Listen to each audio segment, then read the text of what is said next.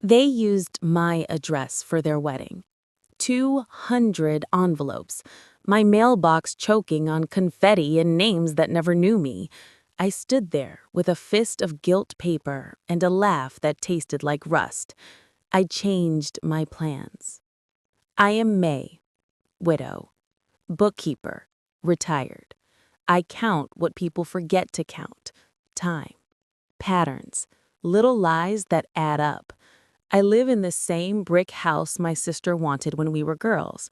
She married rich. I married kind. Life did its math anyway. He died first. She learned to pose for photos.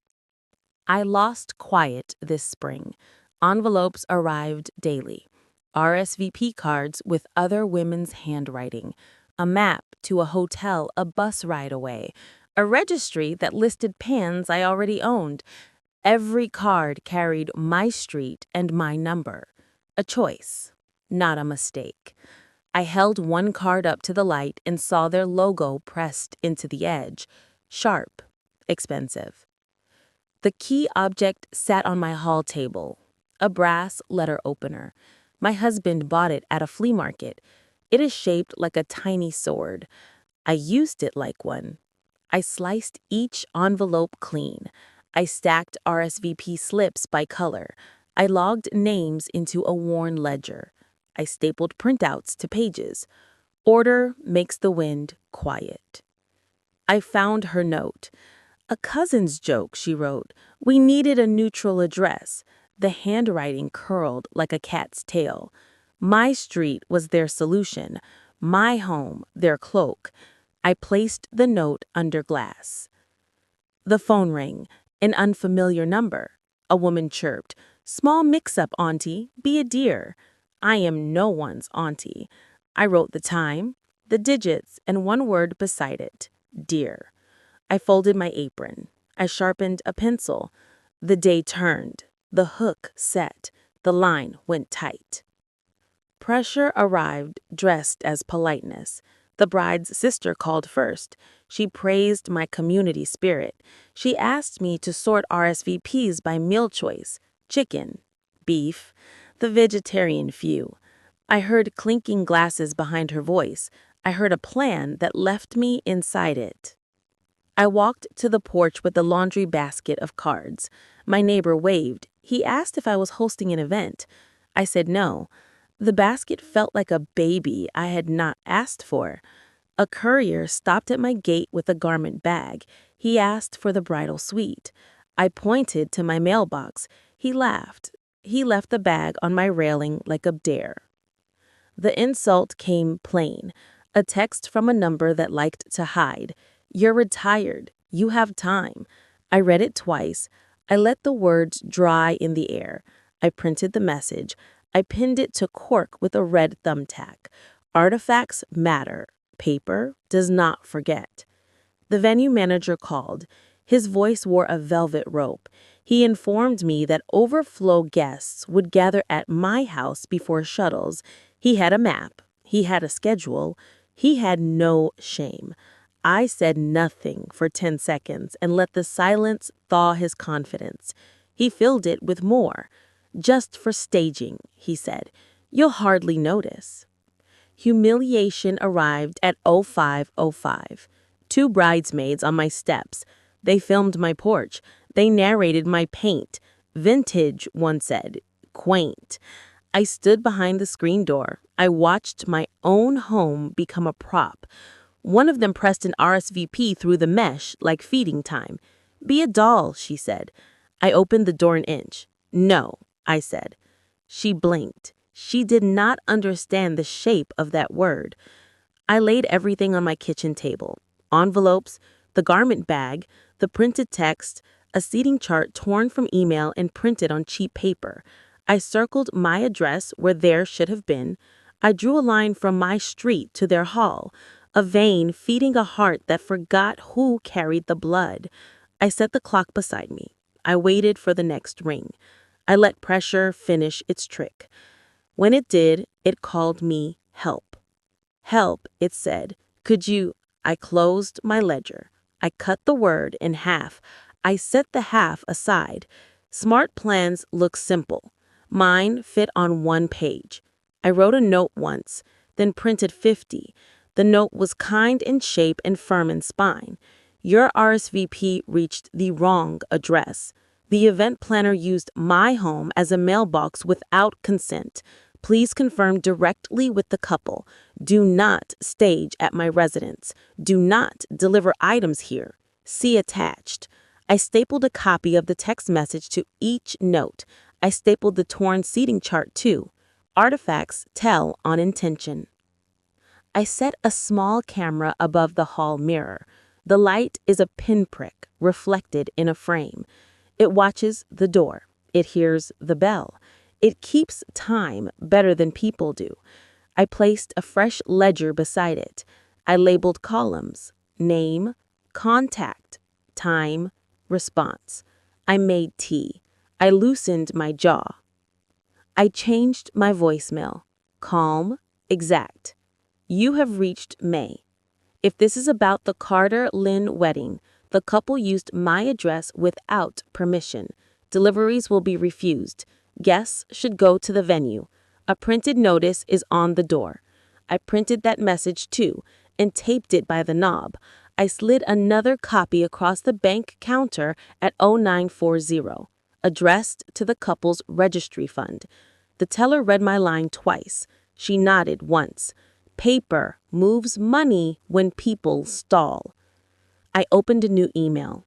Subject line, plain. Wrong address confirmation. I attached photographs, the envelopes, the text, the map. I blind copied every email I had logged. I wrote one sentence that cut clean. This mistake is not free. Then I pressed send. The garment bag was gone. The courier returned. He met my note.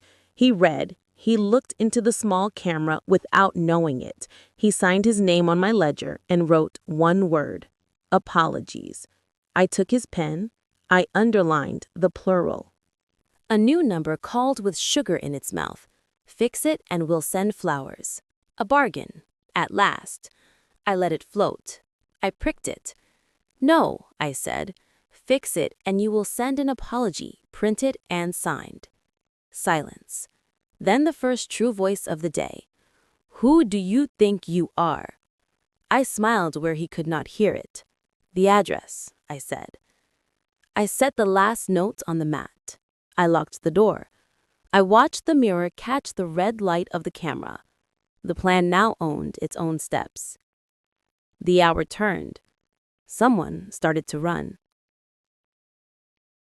Chaos began with shoes on my steps. High heels, dress shoes, sneakers that thought they weren't invited. 3 guests rang together. They held pastel envelopes like tickets. They read my taped notice. Their faces rearranged. One whispered, "Is this a prank?" I pointed to the printed text and the torn seating chart. I handed each a copy of my note.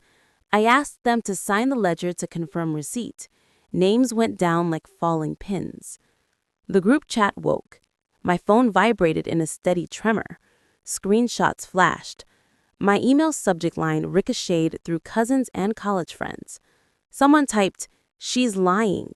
I printed that too. I do not argue with screens. I archive. A black SUV idled at my curb.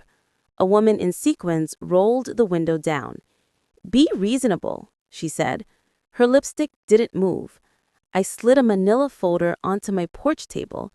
Inside, copies of every RSVP, the courier slip, the bank acknowledgement stamped 0941, the text that called me dear. I kept my voice even. I am being reasonable. She narrowed her eyes. "You're ruining a day." I looked at the stack of mail with my name on it. I'm correcting a map. Guests kept coming. A man in a tux lifted his phone to film my door. "For the record," he said. Another insult walked in a dress. "You could have helped," she hissed. I offered her a pen. "Sign that you were informed," I said. She pressed so hard the nib tore the paper. The camera's pinprick watched the ink dry. The venue manager arrived. Clipboard, radio, smile lacquered. We'll use your yard for staging, he announced. Turning point. No, I said. He leaned in. Don't make a scene. I picked up the little brass letter opener and used it as a pointer. I tapped the printed voicemail script. I tapped the bank slip. I tapped the red thumbtacked text. The scene is already made, I said. His radio crackled with a word that sounded like spill. The offers started to bend. We'll comp your dinner. We'll send a gift card. We'll name a table after you. Bargains, all breath and ribbon. I slid each offer beneath a paperweight shaped like a lighthouse. I let the weight answer for me. A shuttle bus hissed beside my gate. Doors folded open like a threat. A driver stepped down with a clipboard marked May's House, Pickup A. He looked at me. I looked at the camera's reflection. I raised the folder labeled Proof. The driver hesitated. The guests swarmed. The manager lifted his radio. The bride's sister called my phone. It lit the word unknown. I pressed answer. Her voice skipped the greeting. Stand down. I said one word back. No.